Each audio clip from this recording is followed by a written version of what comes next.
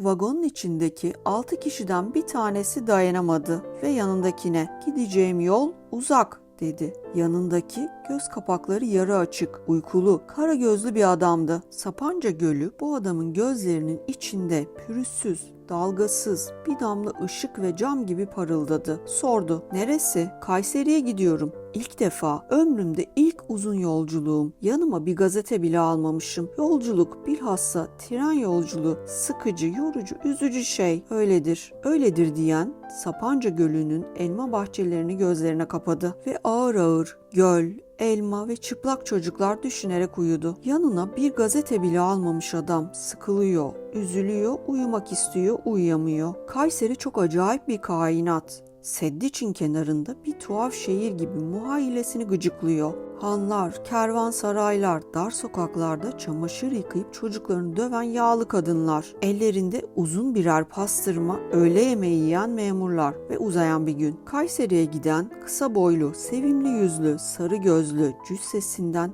hiç umulmayan, kalın, kocaman, tüylü ellere malik bir adamdı. Karşısındaki şişman adam gazetesini bir tarafa bıraktıktan sonra Kayseri'ye giden adama baktı, gülümsedi. "Demek ki Kayseri'ye," dedi. Kayseri'ye giden daire müdürü hatırını sormuş, ihtiyar ve mahcup bir memur gibi sevindi. Yanağı sıkılmış ve yanağı sıkılma zamanı geçmiş bir küçük kız gibi kızardı. "Evet, Kayseri'ye efendim. Zat-ı haliniz de mi? Güzel midir efendim? Kayseri nasıldır?" "Kayseri'ye demek hiç teşrif buyurulmadı. İlk uzun seyahatim efendim. Sözün temsili Kasımpaşa'da doğdum. Beyoğlu'nu bilmem efendim." "Ya, vah vah." Gazetesinin ilan sayfelerini okumaya dalan şişman adama Kayseri'ye giden Kasımpaşalı hayretle baktı. Niçin vah vah diyordu? Acaba Kayseri'ye gidiyor diye mi üzülüyor?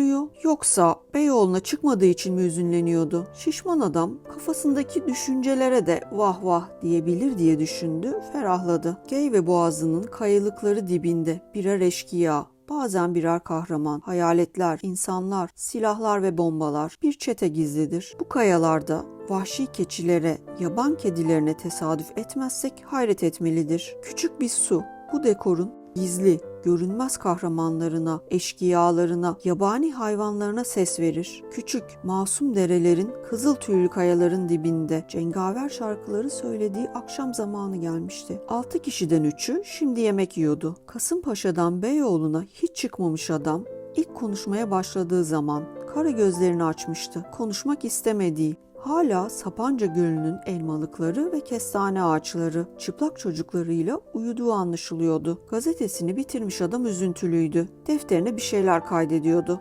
Köşede bağdaş kurmuş. Önce kunduralarını, sonra da çoraplarını çıkarmış birisi sıska yüzünden taşan bir canlılıkla yanındakine boşnakça bir şeyler anlatıyordu. Onun yanındaki bir Sırp köylüsü kadar sarı, kırmızı ve gençti. Ne mustarip gülüyordu. Lisanlarını anlamadığımız insanların halet-i ruhiyelerini keşfetmek konusunda çok aciziz. Onların bizim her günkü konuştuğumuzdan daha başka, daha mühim şeyler konuştuklarını sanırız.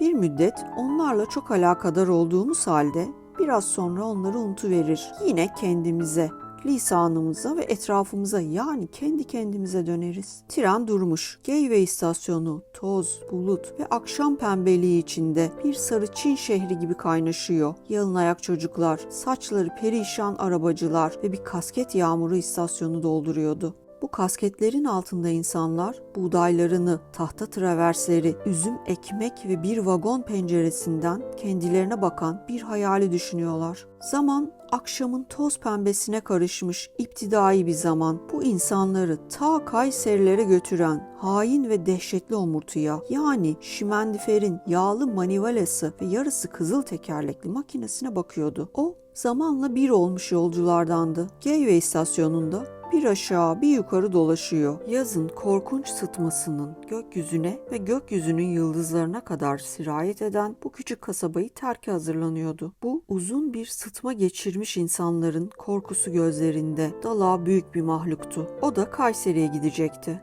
Kayseri'nin havası iyiydi. Erciyes'in resmini görmüştü. Ovaların ve küçük tümseklerin yanında etrafına hiçbir dost ve sevgili takmadan bir bekar adam gibi yükseliveren Erciyes'i dahilere benzetirdi. Öyle kurak ve kimsesiz memleketlerde kendi başlarına sivrili veren insanlardan bir insandı sanki Erciyes. Kayseri'yi değil, Erciyes'i seven adam da deminki 5 kişilik ve altıncısı ben olduğum kompartımana girdi. Ben isteksiz kendisine yer açtım. O mağrur oturdu. Bu yer onun sarı hakkıydı. Kimsenin surat etmeye hakkı yoktu. Saçları ve yarım kasketi çarıkları kadar tozlu. Pantolonu ve ceketi derisinin rengi kadar hareli ve yamalı. İlk bakışta gürbüz bir köylü 8. yolcumuz oldu. Köylülerden bahsettiğimiz zaman aslan gibidir, soğan ekmek yer, aslan gibi olur deriz. Böyleleri olduğunu inkar etmek ne kadar yanlışsa, reçen aslan gibi gözüktüğü halde kaburga kemikleri çökük, içindeki azanın pek çoğu haddinden fazla büyümüş veya küçülmüş köylülere de tesadüf edilmez demek o kadar yanlıştır. Soğan ekmek yalnız şehirli midesine değil, köylü midesine de dokunabilir ve dokunmaktadır. Köylü de acayip bir saffet, fakat beklenilmeyen bir cesaretle kendisine isteksizce verilen yere sıkıştı. Hatta biraz daha yer açabilmek için sağa sola kıpırdandı. Bir köylünün bu kadar pişkin olacağını tahmin edemeyen şişman adam bana baktı. Ben gözlerimi ve içimi köylüden yana çevirdim. Şişman adam selam vermiş de karşısındaki almamış gibi kızardı. Köylü heybesini açmış. Heybeden kumlu bir ekmekle 2 domates çıkarmıştı. Domatesler ne tatlı şeylere benziyordu. Bir tanesini de bana uzattı. Ne çabuk anlaşmıştık. Uzatılan şeyi gülerek aldım. Kendi Francılamla yemeye başladım. Bir lokma kaşar peynirini köylüye uzattım. Aldı, kokladı. Sucuk koklayan bir Karamanlı yüzüyle. İstanbul işi olduğu belli, dedi.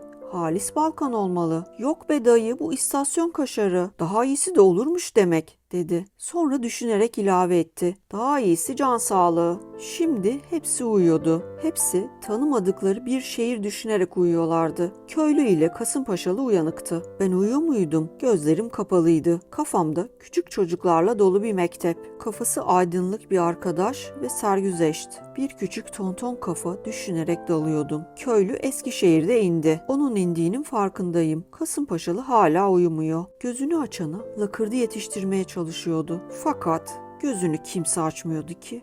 Bu his bende o kadar kuvvetli idi ki ve Kasımpaşalı o kadar benim gözümü açmamı kolluyordu ki. Tren durdu. Gecenin içinde Hayman'a bakir bir orman sesi veriyor. Geyve'de sıtma kapmış entelektüelinde gözleri kapalı ve düşünceleri bir rüya kadar gayri şuuri. Bir küçük kazanın istasyonunda inip unutulmak, şişmanlamak, bir kasap kızıyla evlenmek, belediye reisiyle cigara içmek, tahrirat katibiyle tavla oynamak ve gelip geçmek mümkün olabilse diye düşünüyor. Hayman Ovası yalnız geceleri gölge veren ağaçlarıyla hayatına karışacak. O bu kafasıyla kocaman bir köstek sahibi olabilecek.